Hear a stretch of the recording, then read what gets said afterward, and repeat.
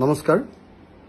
আজি ৰাইজৰ দলৰ এটা বৃহৎ প্ৰতিনিধি দলে আমি শিল্পী আৰু অসমৰ সংগীত জগতৰ এজন প্ৰখ্যাত সংগীত পৰিচালক ৰমেন বৰুৱা ডাঙৰীয়াৰ ঘৰলৈ গৈছিলোঁ। ৰমেন দা সন্ধানহীন হৈ থকা আজি 6 দিন পাৰ হৈ গ'ল, কিন্তু আজি 6ষ্ঠ দিনৰ দিনাও এতিয়ালৈকে ৰমেন দাৰ সন্ধান অসম চৰকাৰে উলিয়াব পৰা নাই। এইটো অসম চৰকাৰৰ গৃহ বিভাগৰ এটা চৰম ব্যৰ্থতা। ৰমেন দাৰ নিচিনা এজন জনপ্ৰিয়, ৰমেন দাৰ নিচিনা এজন প্ৰথিতযশা, ৰমেন দাৰ নিচিনা এটা যুগৰ ধ্বজাবাহী এজন শিল্পী যেতিয়া সন্ধানহীন হৈছে, তাৰ পাছতো এই অসম চৰকাৰখনে সেই শিল্পীজনক এতিয়ালৈকে বিচাৰি উলিয়াব নোৱাৰা ঘটনাটো দুৰ্ভাগ্যজনক।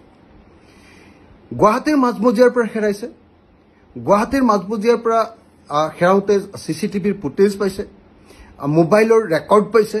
এই আটাইবিলাক পোৱাৰ পাছতো এজন শিল্পী, অসমৰ স্বনামধন্য এজন শিল্পীক এতিয়ালৈকে পুলিচে বিচাৰি উলিয়াব নোৱাৰাটো গৃহ বিভাগৰ চূড়ান্ত ক্ষমাহীৰ বাহিৰে আন একো নহয়। এইটো দুৰ্ভাগ্যজনক কথা। আৰু প্ৰত্যেকজন অসমীয়াই এই মুহূৰ্তত অসম চৰকাৰ আৰু গৃহ বিভাগ আৰু অসম পুলিচক নিন্দা কৰা উচিত।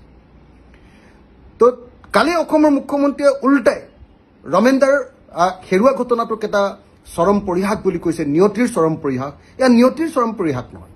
এজন শিল্পী যি অৰ্থনৈতিকভাৱে যথেষ্ট পৰিমাণে সংকটত আছে, যাৰ ঘৰটো দেখিলে আপোনালোকে সকলোৱে অনুভৱ কৰিব যে কিমান কষ্টত তেখেতসকল আছে।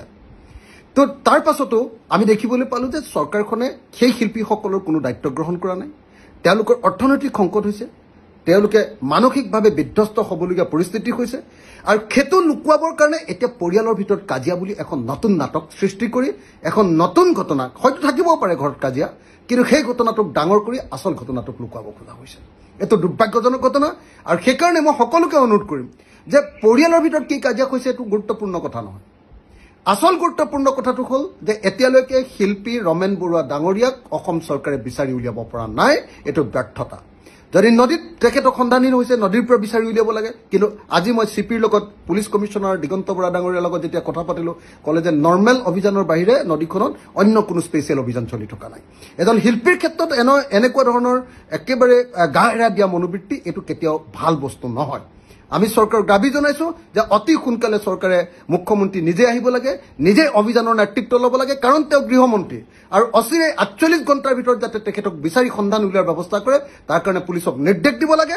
আৰু যদি পুলিচ ব্যৰ্থ হয়, পুলিচৰ ওপৰত একশ্যন ল'ব লাগে।